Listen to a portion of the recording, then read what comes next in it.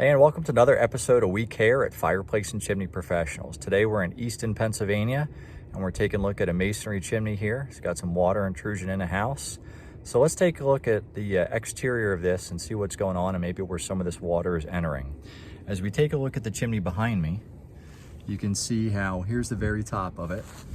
And right here, we have a crack that's coming all the way down. And not only is it going through the actual joints, but it's actually going through the brickwork. So the thickness of this joint is about, I would say, the thickness of a credit card. And so when we talk about cracks in masonry chimneys, that's one of the gauges we use because it's common to everybody.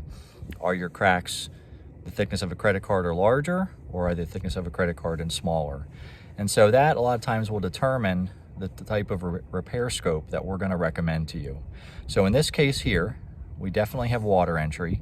We can physically see the crack. It's 1/8 of an inch or larger.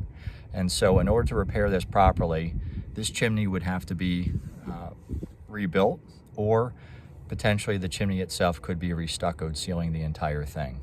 So we see this most common in brick chimneys that are cored. So that means that rather than the bricks being solid through and through, they're built to a slightly different profile where the internal portion of the brick actually has some hollow points.